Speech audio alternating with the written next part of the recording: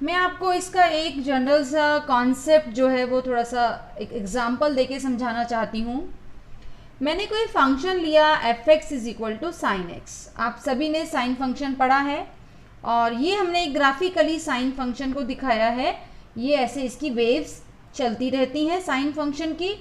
आप सबको पता है साइन फंक्शन की वैल्यू ज़्यादा से ज़्यादा 1 होती है और कम से कम -1 होती है। तो साइन एक्स -1 और 1 के बीच में ही रहता है।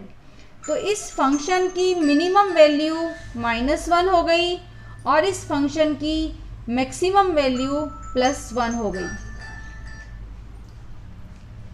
तो इस कॉन्सेप्ट के साथ जहाँ पर वैल्यू आपकी मैक्सिमम होती है तो उस पॉइंट पर आप देखें आपकी जो टेंजेंट होगी वो पैरेलल टू एक्स एक्सिस होगी और जो सबका मिनिमम पॉइंट है यहाँ पर भी आपकी टेंजेंट एक्स एक्सिस के पैरेलल होगी।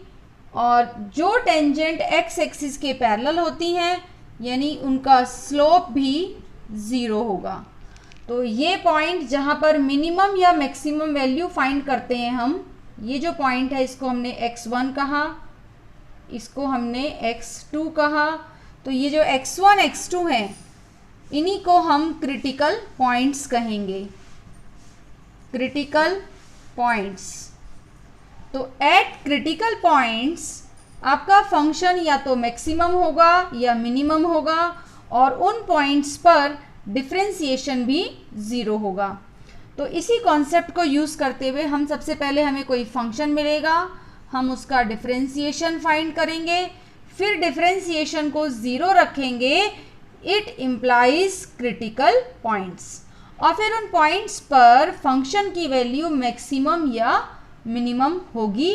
ये कॉन्सेप्ट हम बेसिक इस एक्सरसाइज में यूज़ करेंगे, एक्सरसाइज 6.5। एक्सरसाइज 6.5 के मैंने क्वेश्चन 1 के 2 पार्ट्स यहाँ पर लिए हैं। हम इनकी मैक्सिमम और मिनिमम वैल्यू जो मिल जाए हम वो ट्राई करते हैं, हमें क्या मिलती है यहाँ पर। तो अब आप देखिए, आपको पता है कोई भी फंक्शन x है, अगर x का अगर स्क्वायर है that is always positive greater than equal to 0। तो हम यहाँ पर देखते हैं 2x - 1, ये चाहे कुछ भी हो, जब आप इसका स्क्वायर कर देंगे तो that is always greater than equal to 0। अब आप ये पार्ट आपका ग्रेटर है, ये स्मॉल है, आप दोनों तरफ +3 ऐड कर दीजिए। 3 ऐड करने से ये जो लेफ्ट वाला पार्ट है ये आपका फंक्शन आ गया और it is greater than equal to 3। तो इसका मतलब फंक्शन की जो भी वैल्यू होगी या तो वो 3 के इक्वल है या 3 से ज़्यादा है। तो 3 हो गई इसकी minimum value. So minimum value of function is equal to 3। अब हम यहाँ पर इसकी मैक्सिमम वैल्यू फाइंड नहीं कर पाएंगे क्योंकि स्क्वायर तो आप जितना बड़ा x की वैल्यू को डालते जाएंगे, बढ़ाते जाएंगे, और x तो आप रियल नंबर कुछ भी डाल सकते हैं, जितना बड़ा x आंसर उतना ही बड़ा होता जाएगा। तो इसका भी आप जितना बड़ा x डालेंगे आंसर उतना बड़ा होता जाएगा। x जब इन्फिनिटी तक पहुंच रहा है तो आंसर भी आपका इन्फिनिटी तक पहुंच रहा है, तो आप उसमें एक पर्टिकुलर वैल्यू फाइंड नहीं कर सकते। सो मिनिमम वैल्यू तो इसकी एग्जिस्ट कर गई है और मैक्सिमम वैल्यू तो इन्फिनिटी है और उसे हम एग्जैक्टली फाइंड नहीं कर सकते। इसी कॉन्सेप्ट को लेकर हम इसका पार्ट बी ट्राई करते हैं। पार्ट बी में हमें ये कंप्लीट स्क्वायर नहीं दिया है, हम इसे कंप्लीट स्क्वायर बनाने की कोशिश करते हैं। तो ये हो गया 3x का होल स्क्वायर और मैं 12 को रीराइट करती हूँ 2 3x 2ab, तो यहाँ पर 2 होना चाहिए। तो ये हो गया a² + 2ab। तो अब यहाँ पर 2 का स्क्वायर होना चाहिए, बट है ओनली +2 तो हम इसमें -2 कर देते हैं।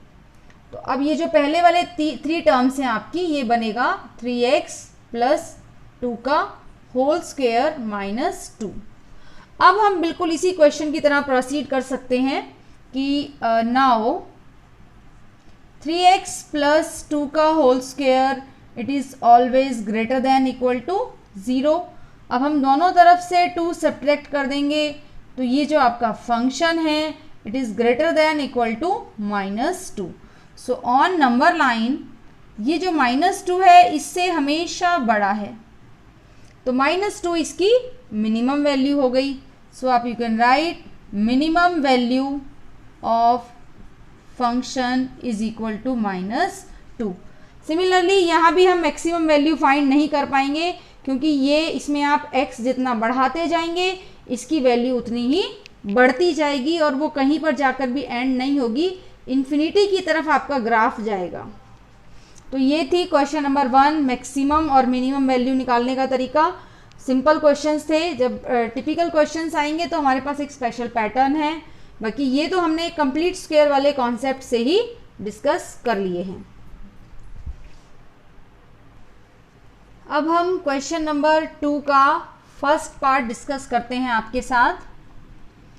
आपने मॉडुलस फंक्शन पढ़ा है, मॉड के अंदर चाहे कुछ भी हो, नेगेटिव हो या पॉजिटिव हो, जब मॉडुलस लग गया तो आंसर तो पॉजिटिव ही आएगा।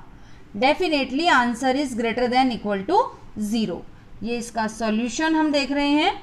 अब आप इसमें दोनों तरफ से -1 कर दीजिए, तो ये आपका फंक्शन हो गया। तो function is greater than equal to -1। Number line पर देखें तो -1 से हमेशा बड़ा होगा। So -1 is the minimum value of this function is -1। और मैक्सिमम की वही बात, कोई पर्टिकुलर मैक्सिमम वैल्यू नहीं है, no particular maximum value exist, because आप जितना ज़्यादा x को बढ़ाते जाएंगे आंसर उतना बढ़ता जाएगा। अब इसके सेकेंड पार्ट में हमारे पास mod of x + 1 greater than equal to 0 है, बट सेकेंड पार्ट में, बट अगर आपने इसमें माइनस लगा दिया तो क्या होगा, ये साइन आपका चेंज हो जाएगा। इसको ध्यान दें, ये माइनस लगाने से साइन चेंज हो गया। जैसे 5 था वो ग्रेटर देन 0 होता है, लेकिन अगर आपने साइन माइनस का लगा दिया तो ये आपका लेस देन 0 हो जाएगा। तो इसी कॉन्सेप्ट से जैसे ही माइनस लगा ये पूरी टर्म नेगेटिव। अब आप इसमें दोनों तरफ 3 ऐड कर दीजिए, तो आपका function less than equal to 3 हो जाएगा। 3 से कम होगा इस बार, तो 3 जो है ये आपकी मैक्सिमम वैल्यू ऑफ फंक्शन हो गई +3। अब ये कितना कम होगा, ये कम होता जाएगा। अगर नंबर लाइन पर देखें तो 3 से कितना कम, इन्फिनिटी की तरफ। तो कोई पर्टिकुलर मिनिमम वैल्यू एग्जिस्ट नहीं करती, मैक्सिमम वैल्यू 3 हो गई है। ये पॉइंट आपको ध्यान देना है। अब हम पार्ट सी की ओर चलते हैं। हमें पता है साइन का जो फंक्शन होता है वो हमेशा -1 और 1 के बीच में होता है। ये क्लियर है सभी को, ये पहले बहुत बार पढ़ा हुआ है हमने। साइन थीटा की वैल्यू हमेशा -1 और +1 के बीच में होती है। अब थीटा हमारा यहाँ पर 2x आ गया तो भी ये कंडीशन ऐसे ही रहेगी। अब आप सभी में +5 कर दीजिए, यहाँ भी +5, यहाँ भी +5, यहाँ भी +5। तो जो सेंटर में टर्म है वो आपकी फंक्शन हो गई, और इधर आपके पास 4 हो गया और इधर आपके पास 6 हो गया। इसका मतलब नंबर लाइन पर आप देखें तो आपका 4 और 6 के बीच में ही, ये मैं डॉट्स लगा रही हूँ क्योंकि इक्वल टू का साइन है, इक्वल टू का साइन आप सीधा लगाएं, ये ध्यान रखें। तो 4 और 6 के बीच में आपका फंक्शन रहे, आंसर हमेशा यहाँ आएगा। तो आपकी मिनिमम वैल्यू 4 हो गई और मैक्सिमम वैल्यू ऑफ फंक्शन वो 6 हो गई। इस क्वेश्चन में मिनिमम और मैक्सिमम दोनों एग्जिस्ट कर रही हैं। यहाँ मिनिमम एग्जिस्ट कर रही थी और इस क्वेश्चन में मैक्सिमम एग्जिस्ट कर रही थी। अब हम एक सेकेंड डेरिवेटिव टेस्ट की यहाँ बात करते हैं। आपका कर्व हमने कोई एग्जाम्पल लिया और x1 पर इसकी वैल्यू सबसे ज़्यादा है, तो x1 को कहते हैं पॉइंट ऑफ मैक्सिमा, क्योंकि वहाँ पर फंक्शन की वैल्यू सबसे ज़्यादा है। और जब फंक्शन की वैल्यू सबसे कम है तो वो पॉइंट है पॉइंट ऑफ मिनिमा। यहाँ पर फंक्शन की वैल्यू सबसे कम है, ये मैक्सिमा और ये मिनिमा। ये ध्यान दीजिए, जो मैक्सिमा वाला पॉइंट होगा उस पॉइंट पर आपका डिफरेंशिएशन 0 होगा, क्योंकि ये स्लोप ऑफ टेंजेंट है और सबसे ऊपर आपकी जो टेंजेंट है वो एक्स एक्सिस के पैरेलल है। ऐसे ही मिनिमा वाले पॉइंट पर भी स्लोप ऑफ टेंजेंट 0 होगा, यानी डिफरेंशिएशन ऑफ फंक्शन 0 होता है ऐसे पॉइंट्स पर जहाँ या तो मैक्सिमम वैल्यू हो या मिनिमम वैल्यू हो। इन्हीं पॉइंट्स को हमने क्रिटिकल पॉइंट्स कहा था। अब हमारे पास एक सेकंड डेरिवेटिव टेस्ट है, हमें कैसे पता चले कौन मैक्सिमा का पॉइंट है और कौन मिनिमा का। तो इसके बाद हम एक डबल डेरिवेटिव फाइंड कर लेंगे। हम ये क्रिटिकल पॉइंट्स इस डबल डेरिवेटिव में डालेंगे। जिस पॉइंट को डालने से डबल डिफरेंशिएशन नेगेटिव आता है that is point of maxima, और मिनिमा वाले पॉइंट को अगर आपने डबल डिफरेंशिएशन में डाला तो इसका आंसर आपका पॉजिटिव आएगा। तो ये दो पॉइंट आप नोट कर लीजिए। मैक्सिमम वैल्यू फाइंड करने के लिए वो क्रिटिकल पॉइंट आपको डबल डिफरेंशिएशन में नेगेटिव वैल्यू देगा, और मिनिमम वैल्यू के लिए वो क्रिटिकल पॉइंट आपके डबल डिफरेंशिएशन की वैल्यू पॉजिटिव देगा। ये हमारा सेकंड डेरिवेटिव टेस्ट है, इसको ध्यान से नोट कर लीजिए। डबल डेरिवेटिव टेस्ट का यूज़ कैसे करते हैं हम, उसके लिए एक बहुत सिंपल सा मैंने क्वेश्चन लिया है। क्वेश्चन नंबर 3 का सेकंड पार्ट। आपको कोई फंक्शन दिया हुआ है g(x), पहला स्टेप आप इसका डिफरेंशिएशन फाइंड कर लीजिए। इट इज़ 3x² - 3, ये फर्स्ट स्टेप होता है। सेकंड स्टेप आप डिफरेंशिएशन को 0 रख दीजिए। 0 रखने से आपको x की ऐसी वैल्यू मिलेंगी जहाँ पर मैक्सिमम या मिनिमम वैल्यू होती है। तो डिफरेंशिएशन 0 यानी इसको आप 0 रखेंगे, तो 3x² - 3 को 0 रखा।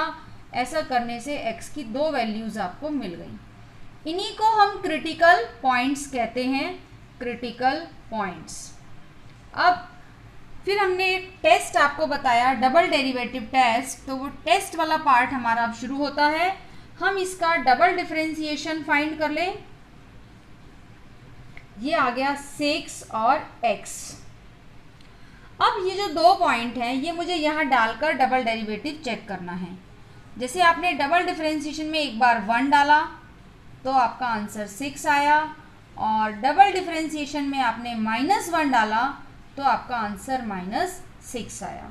ये पॉजिटिव है, ये नेगेटिव है। पॉजिटिव मीन्स ये जो 1 है ये आपका, यानी कि जो आपने x की वैल्यू +1 ली, ये पॉजिटिव आने का मतलब x = 1 is point of minima. और जब आपने -1 डाला तो आपका डबल डिफरेंशिएशन नेगेटिव आया। नेगेटिव का मतलब ये जो आपकी इनपुट है, क्रिटिकल पॉइंट है, it is point of maxima. कहने का मतलब जब आप 1 फंक्शन में डालेंगे g1, 1 क्या है, पॉइंट ऑफ मिनिमा, तो आपको फंक्शन की मिनिमम वैल्यू मिलेगी, that is -2, minimum value of the function. जब आप पॉइंट ऑफ मैक्सिमा, ये पॉइंट जब फंक्शन में डालेंगे यानी -1 डालेंगे तो आपको फंक्शन की मैक्सिमम वैल्यू मिलेगी, दैट इज 2। तो ये टेस्ट हमें ये बताता है कि किसी पॉइंट पर आपका जो आंसर आएगा वो सबसे ज़्यादा है या सबसे कम है, मैक्सिमम है या मिनिमम है। फिर से एक बार देख लें, मैक्सिमम के लिए डबल डिफरेंशिएशन नेगेटिव होता है, मिनिमम के लिए डबल डिफरेंशिएशन पॉजिटिव है। This is double derivative test हमने अप्लाई किया to find minimum and maximum value of a function. अब मैंने क्वेश्चन नंबर 4 के दो पार्ट लिए हैं, पार्ट ए और part B.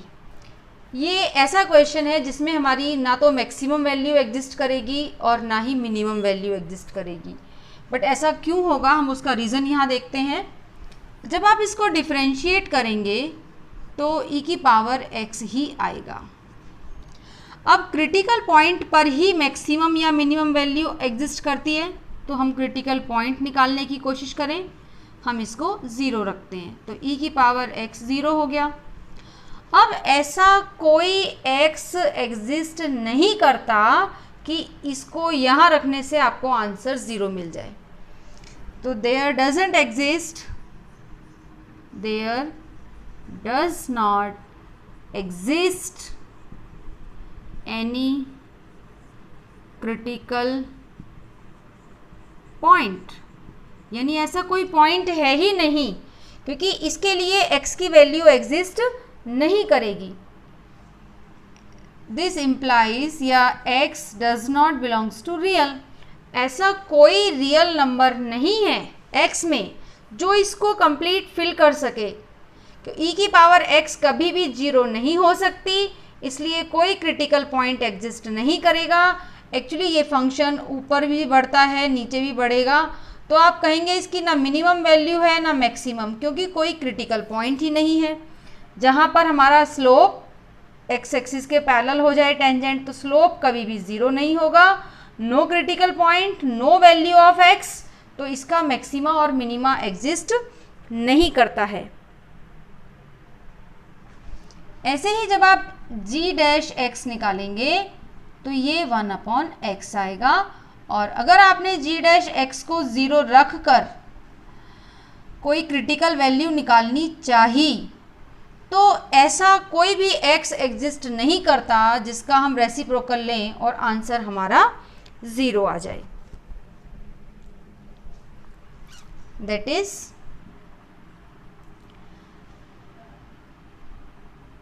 For x belongs to real number 1/x is never equal to 0। तो जब कोई भी x एग्जिस्ट नहीं करता, कोई क्रिटिकल पॉइंट एग्जिस्ट नहीं करता, तो इसका मैक्सिमा या मिनिमा भी एग्जिस्ट नहीं करता। आप आराम से e की पावर x और log x इनके ग्राफ्स को सर्च करके ऑब्जर्व कर सकते हैं, उनकी कोई मैक्सिमम और कोई मिनिमम वैल्यू एग्जिस्ट नहीं करती है। Question number 4। अब हम क्वेश्चन नंबर 5 कैसे करना है उसके लिए उसका एक पार्ट यहाँ पर डिस्कस करते हैं। हमें ये फंक्शन दिया गया है और हमारी इनपुट x की वैल्यू यानी डोमेन वो -2 और 2 के बीच में ही एग्जिस्ट करना चाहिए। तो हमारा पहला स्टेप होता है हम डिफरेंशिएशन फाइंड करें, वो हो गया 3x²। अब हम डिफरेंशिएशन को 0 रख देते हैं टू गेट क्रिटिकल पॉइंट्स। इसको आपने 0 रखा, यानी कि यहाँ से x की वैल्यू भी 0 आ जाएगी। जब इसको 0 रखेंगे तो x आपको 0 मिलेगा, और ये 0 हमारे इस इंटरवल से बिलोंग करता है, इसलिए हम इसको as a critical point consider कर लेंगे, एज अ क्रिटिकल पॉइंट। अब हम ये जो हमारे बाउंड्रीज हैं, एक्सट्रीम्स हैं फंक्शन की, इस पर भी हम फंक्शन की वैल्यू फाइंड करेंगे और इस क्रिटिकल पॉइंट पर भी फाइंड करेंगे, और हमें पता चल जाएगा कौन मैक्सिमा है कौन मिनिमा है, क्योंकि ये क्रिटिकल पॉइंट है और एंड पॉइंट पर भी हमारी टेंजेंट्स लेनी है हमें जो एक्स एक्सिस के पैरेलल है।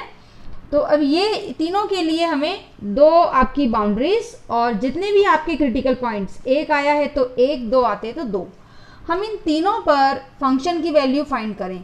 तो जब आप -2 डालेंगे तो आपका आंसर -8, यहाँ 0 और यहाँ 8 आ गया। तो आप देखें इसकी मिनिमम वैल्यू ये हो गई, इसे हम कह रहे हैं absolute minimum value of function, minimum value of function, और ये हो जाएगी आपकी absolute maximum value of function. तो ऐसे मैक्सिमम वैल्यू ऑफ फंक्शन, इस तरह से आपको क्वेश्चन नंबर 5 करना है। दोनों बाउंड्रीज पर वैल्यू निकालनी है फंक्शन की, और क्रिटिकल पॉइंट्स पर भी फंक्शन की वैल्यू निकालनी है, और ये ऑब्जर्व करके देख लीजिए एक मिनिमम वैल्यू है और